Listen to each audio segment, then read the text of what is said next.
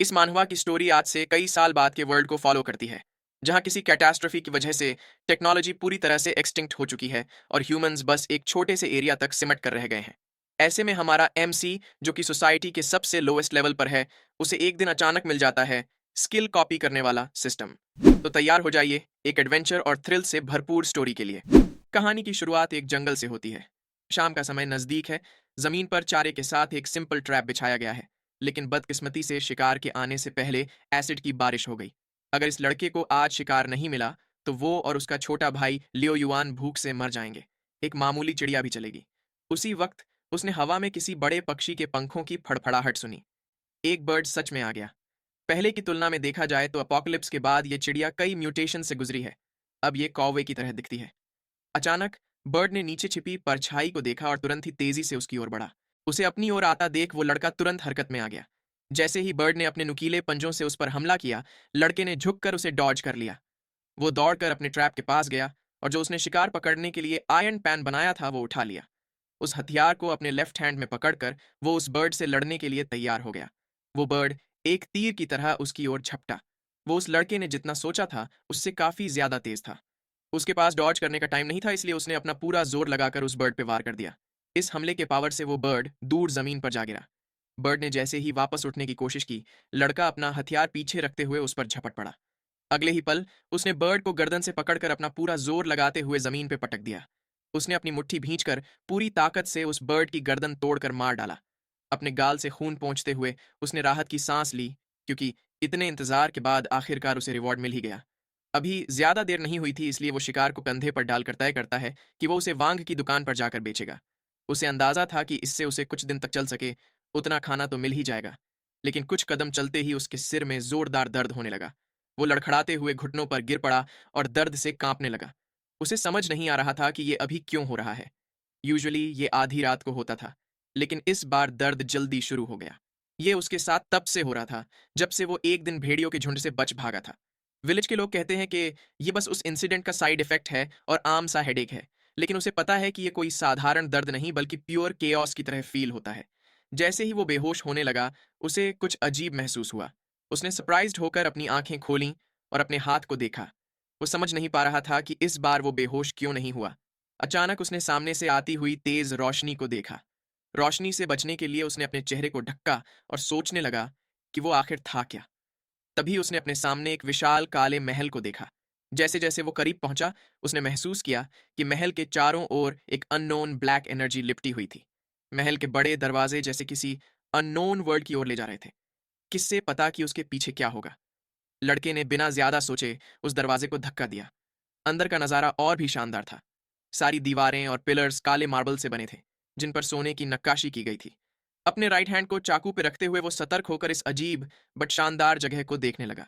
वहां पर काले कैबिनेट्स के बीच में एक गोल टेबल पड़ी थी, जिस पर एक पुराना टाइपराइटर रखा हुआ था। इसी टाइपराइटर से सबसे अजीब और डरावना ऑरा निकल रहा था। वो सोचने लगा कि ये टेबल पर क्या चीज है, लेकिन वो और कुछ जान पाता उससे पहले उसका सिर फिर से दर्द से फटने लगा। तभी आसमान में तेज गड़गड़ाहट के साथ लाल बिजली चमक उठी और बारिश शुरू हो गई। इस तेज बारिश के बीच एक स्ट्रेंज बंदा पेड़ के पीछे छिपा था। वहां जमीन पर बेहोश पड़े लड़के के हाथों में बर्ड देखकर उसके चेहरे पर अजीब सी स्माइल आ गई। वो लड़का धीरे धीरे होश में अपनी आंखें खोलने लगा और सोचने लगा कि इस बार वो इतना जल्दी होश में कैसे आ गया। वो जल्दी से उठ बैठा और सोचने लगा कि ये बारिश और भी तेज हो रही थी, इसलिए उसे तुरंत वहां से निकलना होगा। जैसे ही वो जमीन से उठकर खुद को झाड़ रहा था, पीछे से वो आदमी आ खड़ा हुआ। वो पेड़ों से बाहर निकला और हड्डी का खंजर लहराते हुए चिल्लाकर उस लड़के को अपना शिकार उसे दे देने को कहने लगा। उसे वहां देख वो लड़का सतर्क हो गया और अगले ही पल उस आदमी के मुंह पर पैन दे मारा, जिससे उसका एक दांत टूट गया। वो लड़का लोहे के पैन से अपना सिर ढककर बारिश से बचते हुए तेजी से वहां से भाग निकला। वहीं पीछे छोटा आदमी अपना गाल सहलाते हुए सोच रहा था कि वो खुद एक विक्टिम कैसे बन गया। वो लड़का इतना तेज और ताकतवर कैसे है? उसने ऐसा क्या सहा है जो उसे इतना खतरनाक बना चुका है? अचानक उस लड़के के सामने एक सिस्टम विंडो ओपन हो गया, जिसने उसे अपना बर्ड किसी और को गिफ्ट कर देने का टास्क दिया। लड़का अपने सामने इस अजीब सी चीज को देखकर चौंक गया। वो उसे समझने की कोशिश करने लगा, क्योंकि ऐसा उसके साथ पहले कभी नहीं हुआ था। वो पीछे मुड़कर उस आदमी को देखने लगा। वो अपना गाल सहलाते हुए अभी भी रो रहा था। तभी आसमान में बिजली चमकी और उसने अपने सामने उस लड़के को खड़ा पाया, जो उसे खून की प्यासी नजरों से घूर रहा था। आदमी डर के मारे चीखने लगा, पर वो लड़का उसके सामने मरा हुआ बर्ड बढ़ाते हुए पूछता है कि क्या उसे ये चाहिए। वो आदमी डर के मारे रोते हुए जवाब देता है कि हाँ, उसे ये चाहिए। लड़के ने बेमन से बर्ड उसके हाथ में थमाकर कहा कि लो रख लो। वो आदमी खुशी के मारे आंसू बहाने लगा और उस बर्ड को देखने लगा, मानो उसने किसी खजाने को पा लिया हो। उसी पल लड़के के सामने फिर से एक सिस्टम विंडो खुली। उसमें से आवाज आई कि मिशन पूरा हो गया है। वही किसी दूसरी डिमेंशन में उस अंधेरे महल में मौजूद टाइपराइटर के पास एक सफेद कागज उड़कर जाता है और उसके अंदर चला जाता है। मशीन तुरंत कागज पर टाइप करने लगती है। उसमें लिखा था कि टास्क पूरा करने पर लड़के को एक बेसिक स्किल कॉपी करने वाली एबिलिटी रिवॉर्ड में मिली है, जिससे वो दूसरों की स्किल्स को सीख सकता है। लड़का ये पढ़कर सोचने लगा कि क्या वो इससे किसी और की एबिलिटी सीख सकता है, जैसे कि हंट करना या सरवाइव करना। इसी बीच वो आदमी जो कि बर्ड को लेकर बेहद खुश था, वो उस लड़के की जैकेट पकड़कर उसको कहने लगा कि वो एक बहुत ही अच्छा इंसान है। लड़का उसे अजीब नजरों से घूरता है। अगर तुम चाहो तो भी ये बर्ड मैं तुम्हें नहीं दूंगा। इतना कहते हुए उसने उसके हाथ से बर्ड स्नैच कर लिया और उसे कंधे पर रखकर वापस जाने लगा। पीछे छूटा आदमी दंग होकर देखता रह गया। वो गुस्से से चिल्लाया कि यह कैसा मजाक है। क्या वो एक बार में अपना मन नहीं बना सकता। वो लड़का जंगल से होते हुए अपने घर की ओर बढ़ने लगा। शाम ढलने से पहले वो अपनी बस्ती तक पहुंच ही गया। उसने अपने सामने ऊपर देखा। वहां एक कई मीटर ऊंची दीवार बनी हुई थी और उसके बाहर नीचे एक कच्चे मकानों से बनी बस्ती थी। ये दीवार जैसे समाज के दो अलग रूपों को बांटने के लिए बनाई गई थी। बस्ती में कदम रखते ही वो लड़का धीमे और बेपरवाह कदमों से व्यापारी की दुकान की ओर बढ़ता है। कुछ हट्टे कट्टे लोग उसे ईर्ष्या भरी नजरों से घूरते हैं। उनमें से एक सफेद बालों वाला आदमी अपने गंजे साथी के कान में फुसफुसाने लगा कि यह लड़का फिर से कुछ शिकार लेकर आया है। जैसे ही लड़का उनके पास से गुजरा, उसने अपना डैगर मजबूती से पकड़ लिया ताकि वो जरूरत पड़ने पर वार करने को तैयार हो। जैसे जैसे वो करीब आते हैं, माहौल में एक अजीब सा तनाव भर जाता है। इस दुनिया में लोग खाने के लिए एक दूसरे की जान लेने तक को तैयार थे। ताकत ही यहाँ जिंदा रहने का असली जरिया है। उस आदमी की नजरें अपने शिकार पर पाकर लड़के ने उसे नफरत भरी नजरों से घूरा। जैसे ही उस आदमी ने लड़के से लड़ाई करने की सोची, उसके गंजे साथी ने पीछे से उसका कंधा पकड़कर रोक लिया। वो उसे उस लड़के से ना उलझने के लिए कहता है। लड़का बिना किसी कॉन्फ्लिक्ट के आगे बढ़ गया और वो दोनों उसे घूरते रहे। कोई भी उस लड़के के पास जाने की हिम्मत नहीं करता। उस आदमी ने कहा कि सब जानते हैं कि वो लड़का दिमाग से ठीक नहीं है। उस टेंस सिचुएशन से निकलने के बाद वो लड़का चलते हुए बस्ती के अंदर गहराई तक चला गया। एक गली में मुड़ते ही वो किसी व्यापारी की दुकान में घुसा। बिना किसी झिझक के उसने वो बड़ा बर्ड काउंटर पर जोर से पटक दिया और व्यापारी से पूछा कि वो इस शिकार के कितने पैसे देगा। आवाज सुनकर वो मर्चेंट कांप गया। वो उस लड़के को केयरफुल रहने को और फ्यूचर में इतनी लापरवाही से अपना शिकार कांच के इतने महंगे काउंटर पर ना फेंकने को कहता है। उसकी बात सुनकर लड़के ने अपना मुंह बना लिया।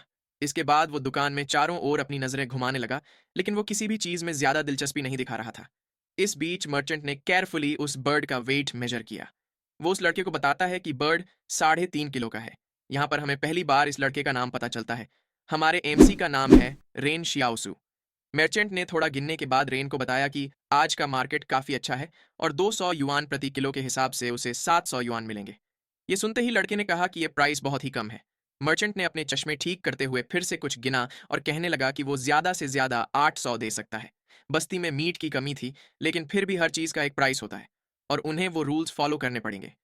रेन ने इरिटेट होकर उसका एबेकस अपनी उंगलियों से दबाते हुए कहा कि विंटर काफी करीब है और ये बर्ड अब बहुत कम मिलते हैं, इसलिए वो इसे 900 से नीचे नहीं बेचेगा। मर्चेंट ने अपनी बाहें मोड़ लीं और ना में सिर हिलाते हुए संकेत दिया कि वो उतना देने को तैयार नहीं है। तुरंत ही रेन अपना बर्ड उठाते हुए बाहर जाने लगा। उसे जाता देख मर्चेंट हक्का बक्का रह गया और पूछने लगा कि वो कहाँ जा रहा है। रेन ने जवाब दिया कि वो ओल्ड ली के पास जाकर पूछेगा कि वो इसके कितने देगा। मर्चेंट उसका रास्ता रोकते हुए कहने लगा कि वो लोग और डिस्कस कर सकते हैं। वो इसे कितने में बेचना चाहेगा। रैन ने खाली नजरों से उसे देखा और कहा कि वो पहले प्राइस पता करेगा और फिर उसे बताएगा। मर्चेंट मुस्कुराते हुए कहने लगा कि उसे 900 चाहिए तो वो 900 देगा। उसे अपने छोटे भाई की ट्यूशन फीस भरने में देरी नहीं करनी चाहिए। हालांकि वो मन में सोच रहा था कि दीवार के अंदर से कुछ लोग आए थे जिन्होंने उन्हें ज्यादा से ज्यादा मीट इकट्ठा करने को बोला था। वो ओल्ड ली को खुद के ऊपर एडवांटेज लेने नहीं दे सकता। रैन पूछने लगा कि उसने अभी अभी क्या कहा। मर्चेंट बताता है कि उसे अपने भाई की ट्यूशन फीस। रेन ने कहा कि वो नहीं उसके पहले। तो मर्चेंट ने पसीने में लथपथ होकर फिर से पूछा कि वो इसे कितने में बेचना चाहेगा। रेन ने बर्ड उठाकर मुस्कुराते हुए कहा कि 1200 युआन। उसका प्राइस सुनकर मर्चेंट के पसीने छूटने लगे। रेन ने कहा कि अगर वो उसे ये प्राइस नहीं देना चाहता तो वो जाकर ओल्ड ली को बेचेगा। चंद मिनटों बाद मर्चेंट मजबूर होकर पैसे निकाल कर गिन रहा था। 1198 तक गिनने के बाद उसके पैसे खत्म हो गए। उसने वो नोट्स रैन को पकड़ाते हुए कहा कि उसके पास बस इतने ही पैसे हैं। रीन पैसे गिनते हुए कहता है कि उसे ये चलेगा। वहीं पीछे मर्चेंट की इतने पैसे देकर जान निकल रही थी और वो रोने लगा। तभी रैन की नज़र ऊपर एक कोट पर गई। वो मर्चेंट को पोक करते हुए पूछने लगा कि उसकी प्राइस क्या थी, क्योंकि वो अपने छोटे भाई के लिए उसे खरीदना चाहता है। मर्चेंट ने वो कोट निकाला और उसे फोल्ड करते हुए रेन से पूछने लगा कि क्या उसे अपने लिए एक कोट नहीं चाहिए। उसे तो प्राइस पता ही है, बस 490 युआन। वो उस पर कोई प्रॉफिट नहीं लेगा जब तक कि वो किसी को ठंड से मरने से बचा सके। रेन ने कहा कि उसे ठंड नहीं लगती, और फिर वहां रखी हुई एंटी इन्फ्लामेटरी मेडिसिन का प्राइस पूछने लगा। मर्चेंट ने बताया कि एक पिल 210 की है और उसे ये 3 दिन तक खानी होगी। वो उससे 620 लेगा और साथ ही एक आयोडोफॉर फ्री में देगा। रेन ने अपने घाव को देखते हुए कहा कि इसकी कोई ज़रूरत नहीं है। विंटर में आमतौर पर घाव में इन्फेक्शन नहीं होता। मर्चेंट ने उसे कोट पकड़ाते हुए कहा कि उसे अगली बार बर्ड को जिंदा पकड़ना चाहिए, क्योंकि दीवार के उस पार कुछ अमीर लोग उसे मजे के लिए अपने पेट की तरह रखना चाहते हैं। रैन ने इस पर सहमति जताई, लेकिन कहा कि वो और एक्सपेंसिव होगा। शाम के वक्त रैन अपने घर लौट गया। वो पर्दा हटाकर अंदर कदम रखता है। अंदर घुसते ही उसे अपना छोटा भाई यान लियुआन नोटबुक में कुछ लिखते हुए दिखता है। अपने भाई को शिकार से वापस आ गया देखकर वो काफी खुश था। रैन उसके पास बैठकर पूछता है कि उसका होमवर्क कैसा चल रहा है। लिवान ने जवाब दिया कि सब कुछ ठीक है, लेकिन उसे लगता है कि उसे स्कूल जाने के बजाय उसके साथ शिकार पे जाकर मदद करनी चाहिए। वो पूछता है कि वो उसके साथ शिकार पे कब आ पाएगा। रेन बिना उसकी तरफ देखे उसे समझाने लगता है कि शिकार के दौरान किसी भी पल मौत हो सकती है। क्या यह बेहतर नहीं होगा कि वो स्कूल जाकर फिजिक्स और केमिस्ट्री पढ़े, बजाय इसके कि वो शिकार सीखे? नॉलेज सबसे ज्यादा इंपॉर्टेंट चीज है। इस शहर को ही देख लो, चाहे कुछ भी हो जाए लेकिन कोई भी पढ़ाने वाले लोगों को परेशान नहीं करता। वो जमीन से उठते हुए सोचने लगा कि यह अफसोस भरी बात है कि पढ़ाई इतनी महंगी है। अगर ऐसा न होता तो वो खुद भी स्कूल जाकर पढ़ाई करता। कैंप फायर की ओर बढ़ते हुए वो लिवान को बताता है कि उसने बर्ड को बेचने से पहले उसके कुछ ऑर्गन्स बचा लिए थे, जिससे वो सूप बना सकते हैं। जैसे ही उसने अपने पास से मीट का रोल निकाला, लिवान ने उसे उसके हाथ पर लगे गहरे घाव के बारे में पूछा। मीट को गर्म पैन में डालते हुए रैन ने कहा कि यह बस एक छोटा सा घाव है। थोड़ी देर बाद खाना तैयार हो गया। उसने ज्यादातर मीट चॉपस्टिक की मदद से एक प्लेट में निकाल लिया और उसे लिवान को पकड़ाते हुए अच्छे से खाने के लिए कहने लगा। लिवान ने प्लेट ना पकड़ते हुए कहा कि वो नहीं खाएगा। ये खाना उसे खा लेना चाहिए क्योंकि उसे अपने घाव ठीक करने की जरूरत थी। रैन ने कहा कि उसे भूख नहीं है, इसलिए उसे बस सूप भी चल जाएगा। लेकिन लिवान ने आंसू भरी आंखों से कहा कि वो नहीं खाएगा। ये कोई छोटी खरोंच नहीं है। उसने सुना था कि 2 दिन पहले कोई इन्फेक्शन से मर गया था। रैन ने प्लेट को गुस्से से टेबल पर पटकते हुए पूछा कि वो रो क्यों रहा है। उसे समझना होगा कि इस दुनिया में आंसू बहाकर सरवाइव नहीं किया जा सकता। दुनिया आंसुओं पर भरोसा नहीं करती। वो बाहर की ओर इशारा करते हुए कहता है कि अपने आसपास के लोगों को देखो, तुमने ठीक से खाना नहीं खाया, और अगर कोई रात में आकर हमें मार दे तो क्या होगा। वो आगे कहता है कि उसने लिवान को स्कूल इसलिए भेजा है क्योंकि उसके पास यूनिक एबिलिटीज है। अगर वो स्कूल में अच्छे से पढ़ाई करेगा तो उसे जंगलों में सुबह से शाम तक रोज के खाने के लिए संघर्ष नहीं करना पड़ेगा। उसकी बात सुनकर लिवान नाराज होकर टेबल पर बैठ गया।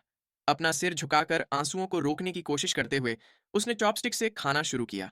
रैन ने उसका सिर सहलाते हुए कहा कि जब वो बाहर होते हैं तो लिवान बहुत मस्ती करता है, लेकिन घर पहुंचते ही वो बिल्कुल रोने वाला बच्चा क्यों बन जाता है। वो उसे अच्छे से खाना खत्म करने को और फिर उसने जो उसके लिए नया कोट खरीदा था उसे ट्राई करने को कहता है। इतना कहकर वो वहां से जाने लगा। पीछे से लिवान ने पूछा कि उसका खुद का कोट कहाँ है। रैन ने उसे टालते हुए चिंता न करने को कहा। अपना खाना खत्म करके जैसे ही वो बिस्तर पे लेटा, उसके दिमाग में आज जंगल में जो कुछ हुआ वो घूमने लगा। वो सोचने लगा कि जो उसने महल देखा था वो क्या था। ऐसे ही सोचते हुए वो गहरी नींद में चला गया। तभी अचानक उसकी आंख खुल गई। वो उठकर अपने आसपास देखने लगा। उसे अपने पीछे वही काला महल दिखा। बिना किसी हिचकिचाहट के वो तुरंत उन बड़े दरवाजों की ओर बढ़ा जो इस बार पूरी तरह खुले हुए थे। महल के अंदर कदम रखते ही उसने चारों ओर नजर डाली। वाकई सब कुछ वैसा ही था जैसा पिछली बार था। एक दीवार के पास जाते हुए उसने अपना हाथ बढ़ाया और उसे छूने की कोशिश की, लेकिन उसका हाथ दीवार के आर पार हो गया। उसे पता चला कि यह कोई फिजिकल जगह नहीं है। वो सोचता है कि क्या ये सब कुछ उसके दिमाग के अंदर था। रैन धीरे धीरे उस कमरे के सेंटर की ओर बढ़ा। टाइपराइटर के पास पहुंचते ही उसने देखा कि वहां एक कागज पड़ा था जो पिछली बार नहीं था। उस कागज को उठाकर पलटते ही उसे पता चला कि ये तो उसने आज जो मिशन कंप्लीट किया वही था। फिर टेबल पर रखे टाइपराइटर को देखते ही उसकी नजर एक दिलचस्प चीज पर पड़ी।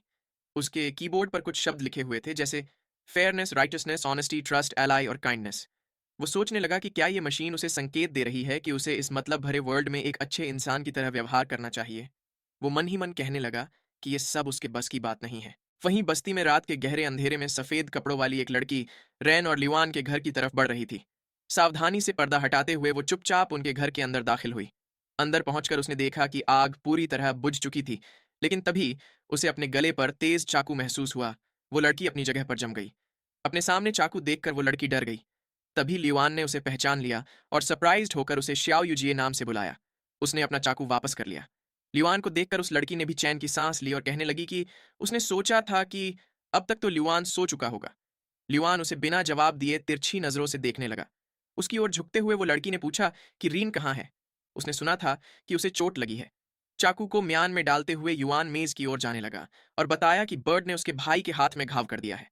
वो लड़की अपने सीने पर हाथ रखे बिस्तर पर लेटे रीन को चिंतित नजरों से देखने लगी। रैन दीवार की ओर मुंह किए सो रहा था। यूजी उसके लिए काफी चिंतित थी। युआन ने उसे ऐसे देखकर कहा कि यूजी उसके भाई से 8 साल बड़ी है, इसलिए उसे रीन के लिए फीलिंग्स नहीं रखनी चाहिए। यूजी उसकी बातों से शर्म के मारे झिझक गई और कहने लगी कि वो उन दोनों को अपने छोटे भाई जैसे ट्रीट करती है, पर यहाँ पे कुछ तो था जिससे वो झिझक रही थी। ल्यूआन उसे कोई जवाब नहीं देता।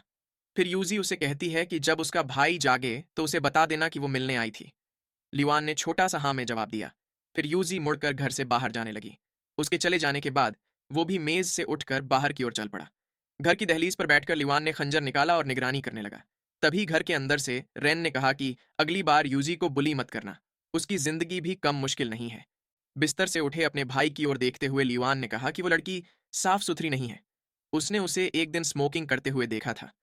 सिगरेट तो बस दीवारों के अंदर की फैक्ट्रीज में मिलती है। कौन जाने उसे किस जंगली आदमी से वो मिली होगी। उसे लगता है कि वो रेन के करीब बस इसलिए आई क्योंकि वो एक अच्छा हंटर है और हमेशा सक्सेसफुली हंट करता है। रेन ने ल्यूआन को गौर से देखा। फिर उसने पूछा कि कौन साफ है। बिस्तर से उठते हुए उसने समझाया कि अगर इस दुनिया में कोई सरवाइव करना चाहता है तो उसे अपने हाथ गंदे करने ही होंगे। दुनिया ऐसे ही चलती है। उसे यूजी से दोस्ती करने की जरूरत नहीं है, पर कम से कम उसे बुली मत करना। ल्यूआन ने भी उससे सहमति जताई। जैसे ही रीन उसके बगल में बैठा उसने अपने भाई से पूछा कि वो जाग क्यों रहा है। क्या उसे सच में नींद नहीं आ रही। तारों से भरे आसमान को देखते हुए रेन ने कहा कि उसके दिमाग में बहुत कुछ चल रहा है। उसने ल्यूआन से कहा कि शायद उसके पास भी कुछ स्पेशल एबिलिटीज हैं, हालांकि वो अभी इसके बारे में पूरी तरह से श्योर नहीं है। उसे बाद में इसे टेस्ट करना पड़ेगा। ल्यूआन भी उसकी बात सुन सोच में पड़ गया। रेन भी खामोशी से काले आसमान को ध्यान से देखने लगा। वो सोचने लगा कि शहर में लोग कहते हैं कि कुछ लोगों के पास स्पेशल एबिलिटीज होती हैं, लेकिन वो पहले इस पर यकीन नहीं करता था। केवल ल्यूआन से मिलने के बाद उसे इस पर भरोसा हुआ। जिस दिन वो साथ में शिकार पर गए थे, ल्यूआन ने अपने पूरे मन से विश किया कि वो शिकार पकड़ सके, और तुरंत ही एक बर्ड आसमान से गिरने लगा। उसकी एबिलिटी है लक, लेकिन जब भी वो कोई विश मांगता है तो इसके साइड इफेक्ट से उसे थोड़ा बुखार आ जाता है। तभी ल्यूआन आसमान की ओर इशारा करता है। रात के अंधेरे में उन्हें काफी सारे टूटते हुए तारे दिखे। उसे देख वो विश मांगने लगा, लेकिन रीन ने उसे रोकते हुए कहा कि बिना सोचे कुछ भी विश मत करना, क्या पता उसे फिर से बुखार आ जाए। ल्यूआन ने भी उसकी बात मान ली और फिर पूछने लगा कि उसे क्या लगता है, ये टूटते हुए तारे इतने तेज क्यों होते हैं। क्या होगा अगर सब लोग अपनी विश ही ना मांग पाए। अपने सिर के पीछे हाथ रखते हुए रेन ने कहा कि ये तो ऑब्वियस है, वो इतने तेज भागते हैं क्योंकि वो किसी की विश सुनना ही नहीं चाहते। उसके लॉजिक का अपने ल्यूआन के पास भी कोई जवाब नहीं था। अगले दिन हमें उस बस्ती का स्कूल दिखता है। ब्लैक बोर्ड के पास खड़ा टीचर कहता है कि अब हम सिविलाइजेशन के वक्त की टेक्नोलॉजी के बारे में पढ़ेंगे। हाथ में किताब पकड़े हुए उन्होंने स्टूडेंट्स से पूछा कि क्या किसी को टेक्नोलॉजी का मतलब पता है। कुछ बच्चे बातें कर रहे थे तो कुछ सो रहे थे। ल्यूआन भी उबासी लेते हुए ना में जवाब देता है। ये क्लासरूम तो काफी रिलेटेबल हो गया। टीचर ने पिस्ट होते हुए कहा कि अगर नहीं पता तो ध्यान से सुनो। वो अब कुछ एग्जाम्पल्स की मदद से सबको टेक्नोलॉजी के बारे में समझाएंगे। रीन वहीं क्लासरूम की खिड़की के पास खड़ा था। टीचर ने एग्जाम्पल्स के साथ पढ़ाना जारी रखा। रीन भी सब कुछ ध्यान से सुनने लगा। थोड़ी देर बाद टीचर ने लेक्चर खत्म किया। उन्होंने सबको अपने अपने घर जाकर खाना खा लेने को कहा। इन शब्दों के तुरंत बाद उन्होंने खिड़की की ओर देखा, लेकिन रीन पहले ही गायब हो चुका था। बाहर खड़ा रीन किसी की आवाज सुनकर चौंक गया। टीचर ने उससे कहा कि वो अब से दरवाजे पर खड़ा रहकर सुन सकता है, लेकिन वो क्लासरूम के अंदर अलाउड नहीं है। रेन ने झुककर हाँ कहा। सिर उठाते हुए वो खुशी से मुस्कुराता है और टीचर को थैंक यू कहता है। स्कूल के अंदर लोहे की कढ़ाई में खाना तैयार था। टीचर ने प्लेट में सूप निकाला और उसे फूंक मारकर ठंडा करने लगे। तभी रीन ने उनकी ओर एक सिगरेट बढ़ाते हुए फिर से खुद को क्लास के बाहर खड़े रहने देने के लिए थैंक यू बोला। टीचर सिगरेट देखकर सरप्राइज थे। रेन ने कहा कि उन्होंने उसे फ्री में क्लास के बाहर खड़ा रहने दिया। इसलिए वो उनके लिए कम से कम इतना तो कर ही सकता है। एक छोटी डिब्बी निकालकर टीचर ने माचिस से सिगरेट जलाई। सिगरेट का धुआं छोड़ते हुए वो आराम से दीवार से सटकर खड़े हो गए। उन्होंने कहा कि इन मुश्किल भरे समय में ऐसे स्टूडेंट्स बहुत कम हैं जो क्लासेस की कदर करते हैं। उन्होंने रीन से पूछा कि वो क्लास अटेंड करना इतना लाइक क्यों करता है। रेन ने सोचते हुए कहा कि कुछ नया सीखना कभी बुरा नहीं होता। साथ ही इन मुश्किल भरे हालातों में पढ़े लिखे लोगों को ही सबसे ज्यादा रिस्पेक्ट मिलती है। उसने गार्डन की ओर इशारा करते हुए कहा कि इसे ही देख लो, कोई भी उनके आंगन में उगे वेजिटेबल्स चुराने की कोशिश नहीं करता। क्या वो सही है? उसकी बात सुन टीचर को खांसी आने लगी। रैन ने उनकी तरफ मुड़कर कहा कि उसे एक सवाल परेशान कर रहा है। टीचर ने उसे बेझिझक अपना सवाल पूछने को कहा। रैन ने याद दिलाया कि उन्होंने पिछली कक्षा में कहा था कि कैटास्ट्रफी से पहले ह्यूमंस के पास बहुत सी टेक्नोलॉजी थी, लेकिन वो सब गायब कैसे हो गया? टीचर ने सिगरेट का एक और कश लेते हुए कहा कि ब्रोकन जनरेशन। उन्होंने कहा कि कैटास्ट्रफी के टाइम लोगों के लिए जिंदा रहना भी काफी किस्मत की बात थी, तो उनके पास स्टडीज की चिंता करने का समय कहाँ से होता। रीन ने पूछा कि लेकिन फिर भी कुछ इन्फॉर्मेशन तो बची ही होगी ना? टीचर ने उदासी से सिर हिलाते हुए कहा कि वो सही है, लेकिन ये इन्फॉर्मेशन कुछ चंद लोगों के हाथों में ही है जो कि इस ऊंची दीवार के पीछे हैं। गुस्से भरी नजर से रियन ने दीवार को देखा और फिर टीचर से पूछा कि अगर ऐसा ही है तो लोग उस दीवार को गिरा क्यों नहीं देते? अगर सब साथ रहे तो ज्यादातर जानवर भी हमला करने से डरते हैं। दीवार के बिना भी भेड़िए उन पर अटैक करने की हिम्मत नहीं करेंगे। और दीवार तोड़ने से बहुत सी और टेक्नोलॉजी खोजी जा सकती है ताकि सिविलाइजेशन रिवाइव हो सके। टीचर उसे समझाते हैं कि जब तक बाहर खतरा है, रेफ्यूजीज जिंदा रहने के लिए बस इस दीवार पर रिलाई कर सकते हैं। इस तरह उन्हें बड़ी मात्रा में सस्ते मजदूर मिल जाते हैं, जिससे वो लोग दीवार बनवाने का काम करवाते हैं। और दीवार के पीछे के लोगों को नेचुरल सुपीरियोरिटी फील होती है। कोई भी इतने फायदों के बाद दीवार तोड़ना क्यों ही चाहेगा? टीचर ने आधी सिगरेट बांध के लिए बचा ली। फिर उन्होंने कहा कि अब क्लास में जाने का टाइम हो गया है। वो रीन की नजरों से बचते हुए सिगरेट छिपाने की कोशिश करने लगे। अपने कोट का बटन लगाते हुए टीचर ने कहा कि वो अपने कपड़े बदलने जाएंगे, क्योंकि उसमें से धुएं की गंध आ रही है। सिगरेट की गंध स्टूडेंट्स के लिए अच्छी नहीं है। रेन ने कहा, तो फिर क्या मेरे लिए उसे स्मेल करना सही था? आपने मुझे तो खुद से दूर खड़े रहने के लिए नहीं बोला। उसकी बात सुनकर बेचारा टीचर भी ऑकवर्ड हो गया। तभी रीन के सामने सिस्टम विंडो ओपन हो गया। उसने उसे मिशन दिया कि नॉलेज लेना तो अच्छी बात है, लेकिन उसे जो आता हो वो दूसरों को सिखाना भी चाहिए। कुछ देर बाद टीचर बच्चों के साथ क्लास में एंटर हुए। सारे बच्चे दरवाजे पर खड़े रियन को देखने लगे। टीचर ने सबका ध्यान अपनी ओर खींचते हुए कहा कि इस दोपहर वो लोग सर्वाइवल स्किल्स के बारे में सीखेंगे। वह बच्चों को चेतावनी देते हैं कि यह न सोचें कि खतरा उनसे बहुत दूर है। अभी तो उनके पेरेंट्स उनको प्रोटेक्ट कर रहे हैं, लेकिन जब वो बड़े हो जाएंगे तो उन्हें अपने आप को खुद से प्रोटेक्ट करना होगा। सबसे पहले वो लोग बात करेंगे कि अगर जंगल में भेड़ियों के झुंड से सामना हो जाए तो क्या करना चाहिए। अपनी उंगली से इशारा करते हुए वो पूछते हैं कि तुम बताओ ऐसी सिचुएशन में उन्हें क्या करना चाहिए। हैरान रैन इशारे से पूछता है कि क्या ये सवाल उससे किया गया था। फिर सीरियस होकर सोचते हुए वो जवाब देता है कि अगर किसी का सामना जंगल में भेड़ियों से हो जाए तो कोई ऊंची जगह ढूंढने की कोशिश करे, कोई ऐसी जगह जहां से वाइड व्यू और खुली हवा मिल सके। टीचर भी सिर हिलाते हुए सेटिस्फाइड होकर उसकी बात सुन रहे थे। तभी रेन ने मुस्कुराते हुए कहा कि वैसी जगह उनकी कब्र के लिए सबसे बढ़िया रहेगी। उसका जवाब सुनकर टीचर का मुंह देखने लायक हो गया। वो पूरी तरह से शॉक्ड थे। पूरे क्लास में एक गहरा सन्नाटा छा गया और सब रीन को देखने लगे। वहीं अपना एमसी ये सोच रहा था कि आखिर मिशन कंप्लीट क्यों नहीं हुआ। उसे नहीं लगता कि उसने कुछ गलत सिखाया था। टीचर ने माहौल हल्का करने की कोशिश की। ये समझते हुए कि वो उसके जवाब से सेटिस्फाइड नहीं थे, रैन ने समझाया कि शायद उन्होंने कभी जंगली भेड़िए देखे नहीं हैं। भेड़ियों का झुंड तो दूर की बात है, बस एक अकेला भेड़िया मिल जाए तो भी सरवाइव करने का चांस ना के बराबर है। इसीलिए अपनी कब्र के लिए बेस्ट जगह ढूंढना ही सही आंसर है। टीचर भी उसका हंटिंग में एक्सपीरियंस देखकर काफी सरप्राइज थे। उन्होंने रीन से कहा कि वो अगली बार से क्लास के अंदर बैठ सकता है। अब से वो सबको सर्वाइवल की क्लास पढ़ाएगा। रीन भी पढ़ाने की बात सुनकर खुश हो गया और टीचर को थैंक यू कहने लगा।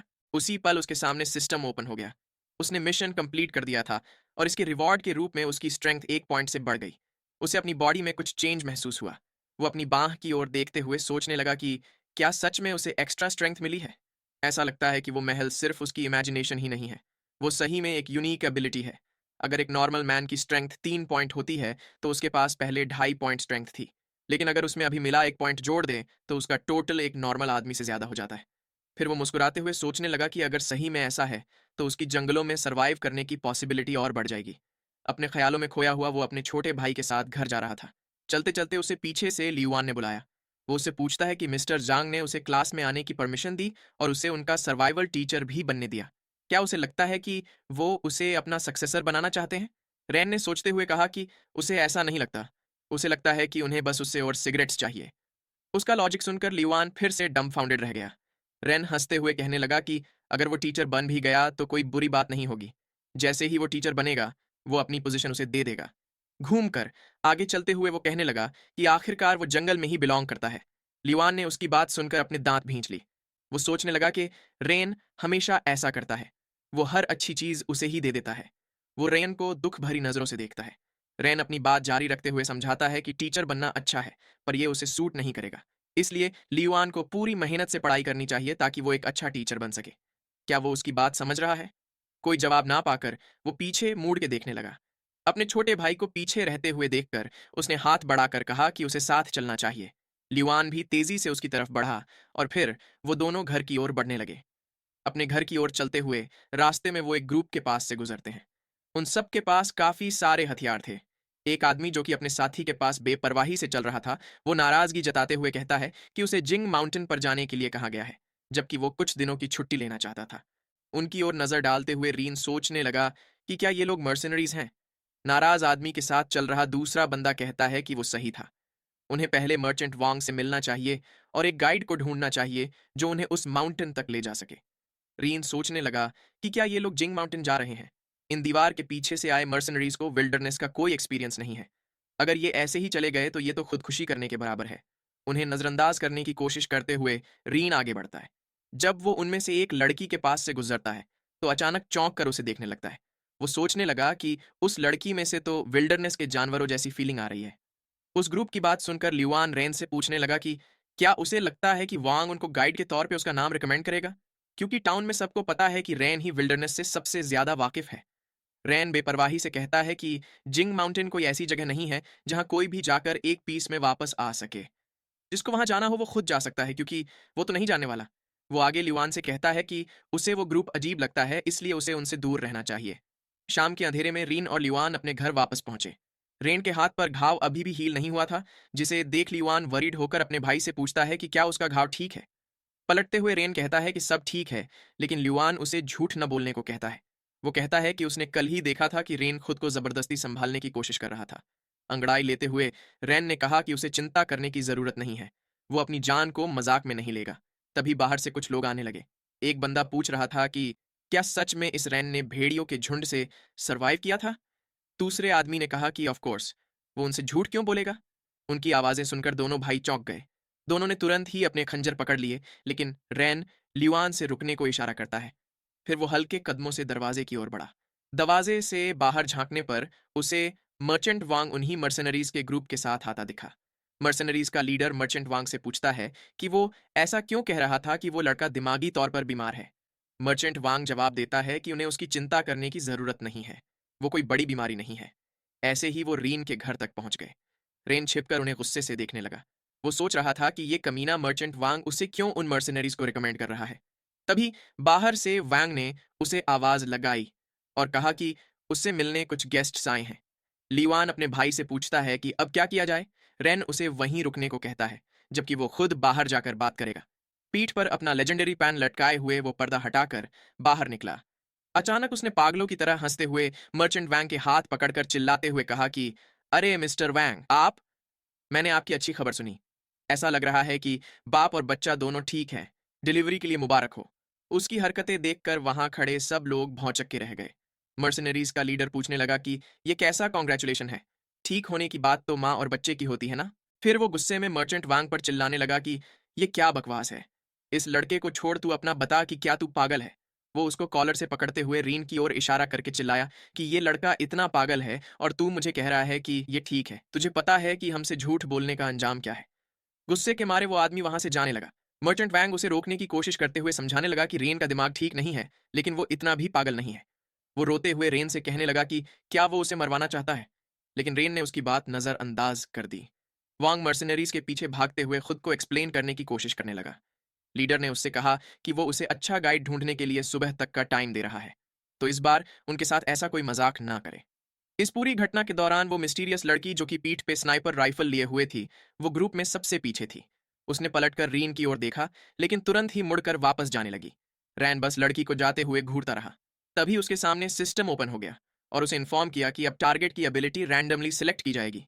ये उसकी स्किल कॉपी करने वाली एबिलिटी थी। वो सोचने लगा कि ये सब क्या रैंडमली ही होगा।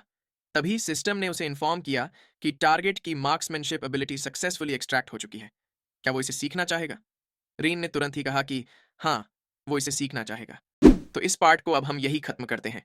रेन की नई एबिलिटी के बारे में और जानने के लिए इस चैनल को सब्सक्राइब करके बेल आइकॉन दबा दें ताकि इस कहानी का नेक्स्ट पार्ट आपसे मिस ना हो।